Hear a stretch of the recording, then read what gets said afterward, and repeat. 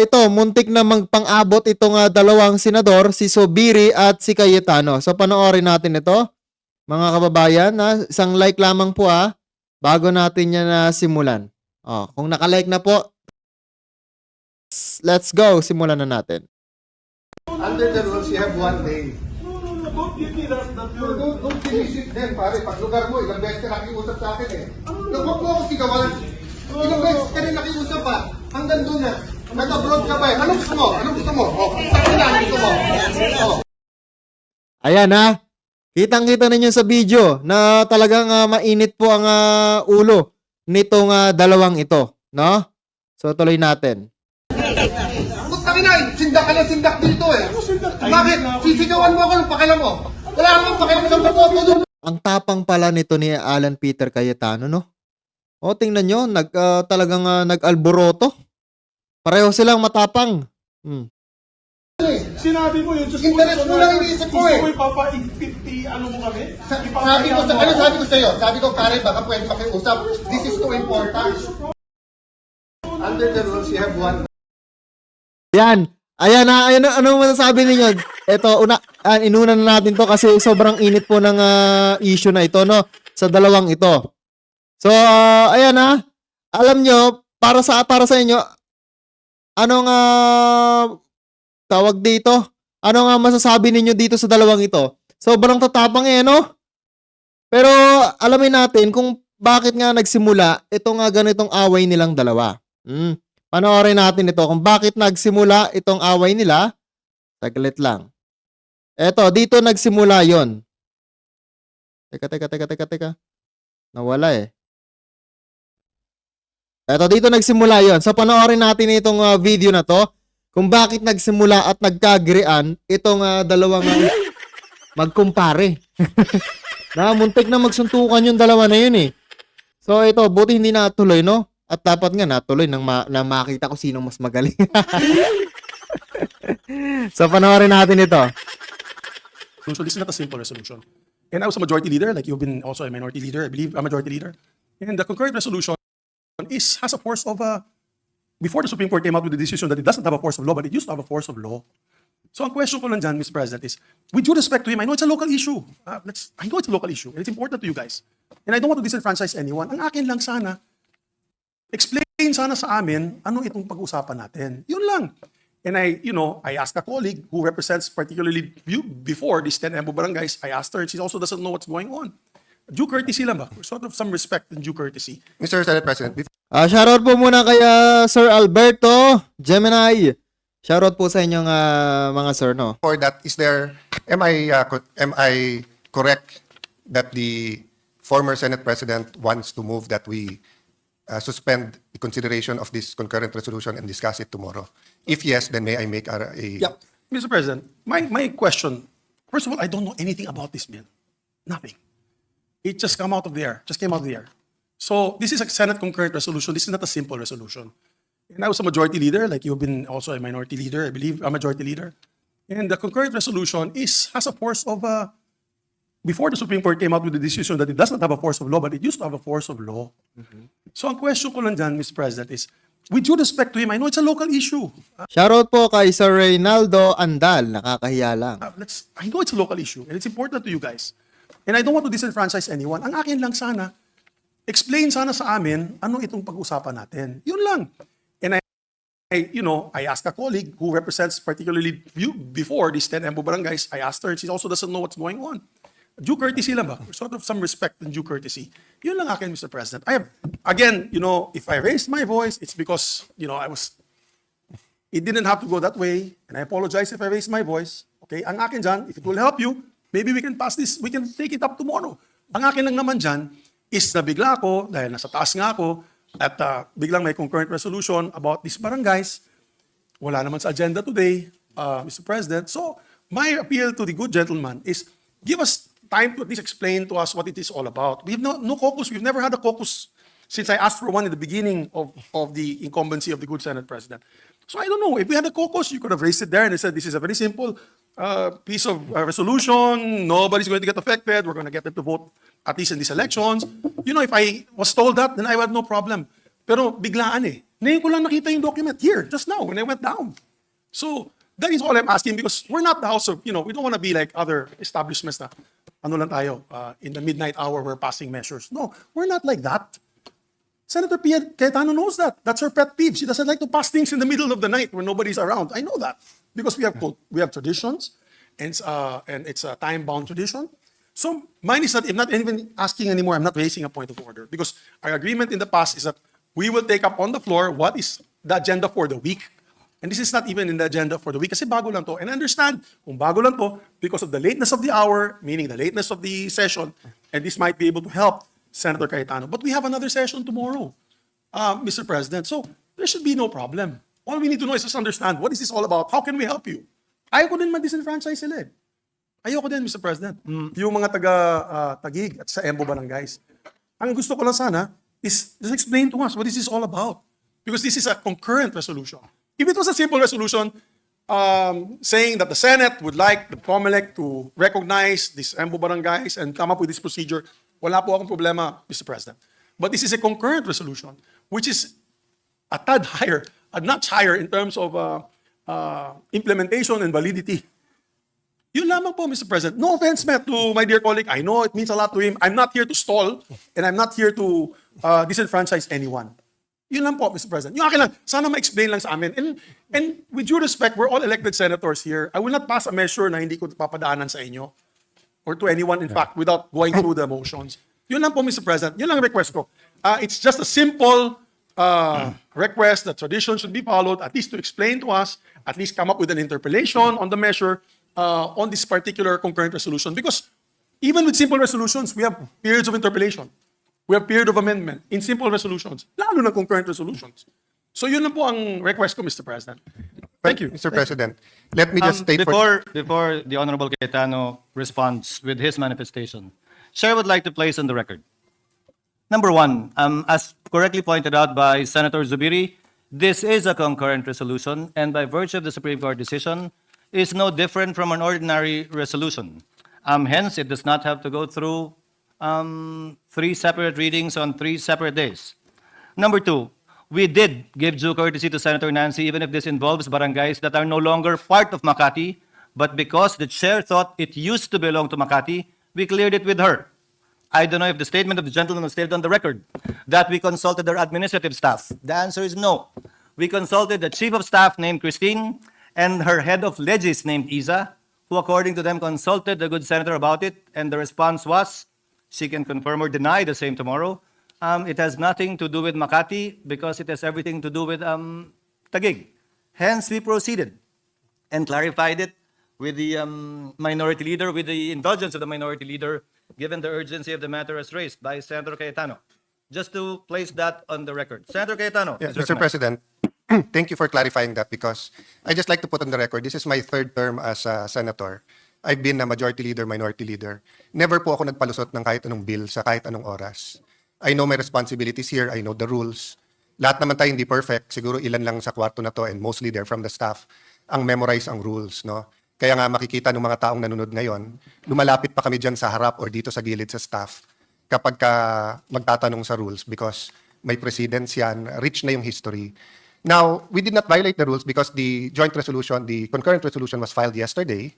And unlike before that it was treated like with force of law, dinadaan po natin yan in a process that's like that. But after the Supreme Court decision, na sinasabi it's like a resolution, it's the sentiment, yung kalooban ng House at Senate, we treat it like any other resolution. The person objecting now was our former Senate President. He knows naman that you do not go to all 24 senators. You go to the minority because you're part of the majority. And I did go to the majority last night pa. Last night, the Senate President advised me to talk to Senator Nancy, and due to some recent misunderstandings, he offered na kung gusto mo, ako nakakausap. And I waited all day long until nga mag-respond yung Chief of Staff niya. So, it's not just an emotional issue. It's not a local issue. It's an issue of constitutional importance, the ability for people to vote. The good Senator Subiri said kung i-explain lang sa kanya, kaya nga ako lumapit sa kanya sa harap eh. Sabi ko, gusto mo explain? Sabi niya, bukas na. Sabi ko, I don't wanna take the risk. Nakita nyo naman yung mga ulan ngayon, kung bumagyo bukas at mag-adjourn tayo. So, walang taga-Embo na pwedeng tumakbong congressman, walang pwedeng bumoto. This is a 5-page resolution. Very easy reading. I'm ready now to answer any of his questions or questions ni Senator Binay. If he apologizes for raising his voice, me too. I mean, I know it's still emotional for him. That's why ilang beses na nagsisigawan dito, never ko siya in-approach, never ko siya kinontra. Nakaupo lang ako dyan sa harap or dito or dun sa tabi ni Senator Tulfo. Tumatabi-tabi lang po ako. But that's why I humbly came to him kanina while he was on the phone with Senator Binay and said, can I explain this to you? Pwede ko ba i-explain sa'yo? Kung may question. So let's not come here and say na, hindi, bukas na to, ipaliwanag lang. I'm ready to explain it to him now. It's a very simple resolution. It's very simple. They are allowed to vote for mayor, vice mayor, councilors. Each and every one of them. But the COMELEC said they are now Taguig and they're not under Makati under the Supreme Court decision. At sabi ng COMELEC, you cannot vote for congressman. So Congress is left with two things. Doing nothing or telling the COMELEC, if you ask us, you should let them vote and these are the districts. What's my basis for this is the districts? Both the official statistics and the hearings of the Sangguniang Panglungsod of the City of Taguig. It's that simple. This isn't a complicated bill. We all know naman pag nag-file tayong bill, your office takes judicial notice once it's read in first reading. So kahit ito'y concurrent resolution, may first reading to. Hindi kailangan lapitan yung 24, but if that is the pleasure of Senator Zubiri, I humbly did that kanina. So but let's not make it appear that this is a simple, this is a complicated bill, this has implications, this is ganito, and let's just wait till tomorrow. That's not true. Diba? The resolution is there. Diba? Nakiusap na lang, sabi nga ni Minority Leader, please make it brief for a simple reason. I think the Minority Leader and Senator Risa are up, 5, 6 a.m. sa dami ng papeles. They usually go home from session, 8, 9 p.m. They have early hearings, but they're here. Diba? So sa akin, Mr. President, if the former Senate President heard me, I'm making appeal. Not for myself. You know, wala akong vested interest dito in the sense that my wife as mayor, sinabi na ng COMELEC, pwede siyang tumakbo. And pwede siyang iboto sa EMBO. So with or without this resolution, wala tong epekto sa aking wife, sa vice mayor, sa konsehal. Ang epekto nito, wala rin sa kandidato naming congressman. Because with or without this resolution, yung kakampi naming congressman ay tatakbo sa District 1 at District 2, yung kapartido. Wala rin itong epekto sa katunggali naming congressman. Because with or without this resolution, tatakbo sila. Sino maapektuhan dito? Yung more than 200,000 na qualified sa EMBO na gustong tumakbong congressman at yung gustong bumoto ng congressman. And after June 30, saan sila lalapit for representation sa kanilang district? Right now, nahihilo na sila. If they go to the congressman of the 2nd District of Makati, possibly, I don't know his response, possibly, hindi na naman kayo sa Makati. If you go to the 1st or 2nd District of Taguig at hindi magkasundo yung congressman, mag-aagawan sila kasi pareho nilang hindi distrito. So this is a mere resolution saying the sentiment of Congress. If anyone here wants to say na, I disagree, okay lang. If anyone here wants to say na, hindi, dapat yung barangay na ganyan or wants to ask me a question, I'm ready as much as makakaya ko. Pero ang masasagot ko lang sa inyo, Mr. President, and this is for my, tinuturing ko rin kaibigan kahit may heated, siguro naman, 1998 ko pa kasama si Senate President Zubiri. So siguro we're entitled one heated argument, which is tonight. No? Kasi 1998 ko pa naman siya. Madalas, magkaiba kami ng stand, pero hindi naman kami nagkakainitan. So if you're apologizing for raising, I also apologize for raising my voice, my friend. But, you know, if this was Bukidnon, at hindi sila makakaboto, hindi sa i-give ko lang sa iyo eh. I'll stand there, I'll listen to you, I'll even help you kung hindi mo kasundo si Nancy. But yung nangyari tonight, I mean, ikaw na magsabi, di ba? I mean, you could have said 1 minute suspension, usap tayo. But yun nga, I mean, wala naman akong choice eh. If you guys want to wait for tomorrow, but if something happens tomorrow, di ba? What do I tell the people of Embo? Sorry, hindi kayo pwedeng tumakbong congressman kasi walang ginawa ang Senate. Di ba? Ang House are ongoing pa. Nandun si Mayor Cayetano together with the other officials of Taguig. Precisely nga, we don't want to wait till the last minute. I mean, I wouldn't risk anything that important to you, brother, to the last minute. So, kung merong kang pagtingin sa matagal natin pagsasama, let's debate on other critical areas that we really disagree. Eto naman, kahit tignan mo ng mabuti, there's nothing hidden there. There's no hidden agenda. Una-una kung hidden agenda, tinago namin. Please take a look at the resolution. There's nothing there which isn't quite clear, factual, you can get from any website, di ba? But, you know, let me just extend ng konti. We treat this as a bill. You call all the barangays. You call the COMELEC. They'll tell us everything we want to know na. We prefer a 3rd district. Gusto namin sa Taguig 3rd district. Bakit hindi? Madadagdagan kami ng congressman. Ang problema nga, may moratorium at hindi na aabot ng October 1 to 8. Di ba? Oh. So, what's the other option? The other option for us now is wag silang pabotohin. That will be the first time in Philippine history na meron taong bawal bumoto sa kanyang congressman. Meron nga tayong bill na yung overseas voting, payagan na rin sila sa local eh. Kasi sa ngayon, di ba, President, Vice President at Senators yung absentee voting. May bill nga tayo na pabotohin sila. Eto na sa Pilipinas eh. Hindi makakaboto. It's not your fault, it's not my fault, it's not the Binay's, it's no one's fault because yung timing and circumstance ng Supreme Court decision and yung pleasure ng House na wag magdagdag ng miyembro. Some of them feel we're an exceptional case at dapat payagan. Hindi namin brinaso yon. And even if kung pusa sa loob nila magpasa ng 3rd district, hindi na kaya in 1 week.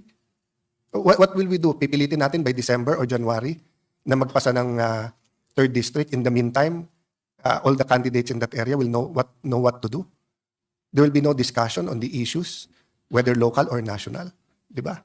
So, yun naman sa akin, no? Na I leave it to the pleasure of the former Senate President and gentleman from Bukidnon, no? If you ask me, ako yung nakikiusap, ipasa na natin. Since walang masasaktan dito. Kung may makita kayong masama tomorrow, you can move to recall it. And the other members will be here. Oh. Kung may mangyari tomorrow for one reason or the other at hindi ito mapasa, how do we answer our constituents? Constituents, binoto rin naman tayo nung kanya-kanya nating lugar eh. Di ba? So, maybe that would be acceptable to him, that we pass it. If they see something wrong, tell me. Ako mismo mag-move to reconsider, then we will discuss it. Nandito naman siya. Any member who's here and voted for it can move for the reconsideration.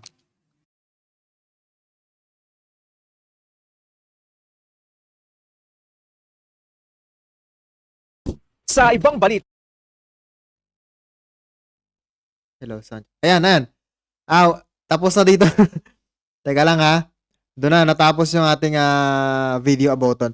So yun, nakita ko lamang doon is yung kaya nagkagulo sila is about doon sa Embo Villages, no? Nasa ganun ay gustong talakayin nito ni Alan Peter Cayetano na hindi naman inagrihan nito ni Zubiri.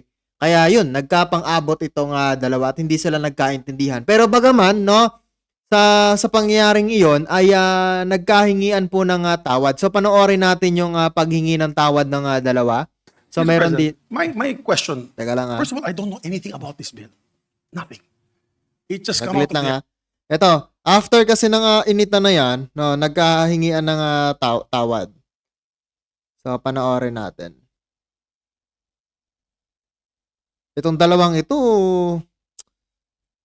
Then I actually did not interpose any objections, Mr. President. saglit lang i-back natin. Shoutout po sa ating mga viewers dyan isang like lamang po. Maraming salamat po. Ito, panoorin natin. Ito yung paghingi naman ng tawad ng dalawa, nagkapatawaran. So, ayun, kahit na muntik ng magkasuntukan, no? Muntik ng magbasagan ng mukha, nagkapatawaran din naman sa bandang huli. Yun yung maganda, no? Na kahit na ganun, talagang nagbabaan pa rin sila ng pride. Buti na lamang at inawat sila, no? Inawat sila ng mga nandun. Dahil kung hindi, no, unang-una na dyan, nakita natin si JV Ejercito, so Senator Ejercito, no? Talagang gumit na agad siya. Talagang daming ginagawang tama na to na ngayon ni Sen JV. Sunod-sunod na katulad nung tawag dito, pagkausap niya kay Alice Go ng maayos, no, para magkaroon ng executive session. So ito naman ngayon ay pumagit na naman ngayon. No? So ito panoorin natin, no. Ito.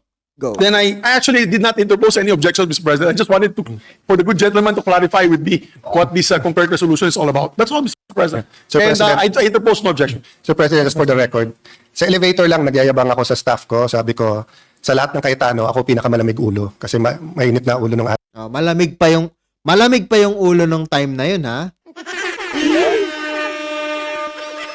Talay natin. ate ko kanina. And yung dalawa kong kapatid, madali ding uminit ulo. And then, uminit ulo ko ngayon. So, I apologize. Uminit ang ulo nito dahil nga pinaglalaban niya yung kanyang bayan, no? kanyang lalawigan kasi nga maraming mawawala ng boto. So sayang nga naman 'yun, 'di ba? is to everyone, including Senate President Zubiri. Technically, may excuse ako kasi I'm on steroids dahil hinihika ako ngayon. But it's still no excuse. So pasensya na kayo. Me also, I apologize for my behavior, Mr. President. I mean, we've known each other since 1998. We have together known with each other good Senate since President. 1998. Yeah, so And while we're in the spirit of asking for apologies, Chair would also like to apologize for the lateness of the hour. So, with no objections Yes. from Senator Zubiri. So yun, nagkahingian na sila ng tawad at okay na silang dalawa. Ano? Ewan ko, sana hindi ito mag-ugat ng sakitan nilang dalawa, no? Kasi kapag nagkataon at girian sila ng girian, kapag nagkataon, nagtagal, no? Baka mamaya may bumulagta sa kanilang dalawa na wag naman sanang mangyari, no? So, bagaman na marami pa rin nagagalit dito kaya Cayetano, 'di ba? Nasaan na yung 10,000 ninyo na sinasabi, 'di ba? Pinangako niya, nasaan yung 10K? 'Di ba? Yun yung sinasabi niya dati. So ngayon, ewan ko kung iboboto pa to ng taong bayan. Pero kapag talagang lodin nyo naman si Alan Peter Cayetano, why not, 'di ba? Pero kung may maganda naman siyang ginagawa at except lamang dun sa kanyang pinangako na 10,000, go lang for vote, no? Pero kung hindi, kayo nang bahala. So, ayun.